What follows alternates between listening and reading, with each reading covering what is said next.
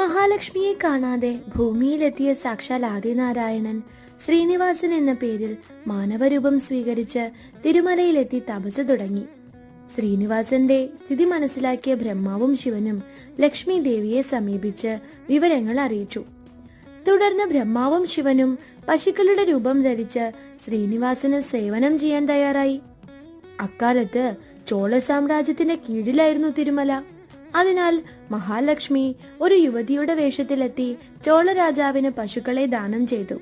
ഇവയിലെ വലിയ പശു നിത്യവും ശ്രീനിവാസന് പാൽ കൊടുക്കുമായിരുന്നു. ഇത് കാണാനിടയായ കറവക്കാരൻ പശുവിനെ ക്രൂരമായി മർദ്ദിച്ചു.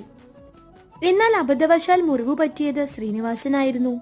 കുപിതനായ ശ്രീനിവാസൻ കറവക്കാരനെയും ചോള രാജാവിനെയും അസുരന്മാരായി പോകട്ടെ എന്ന് ശപിച്ചു.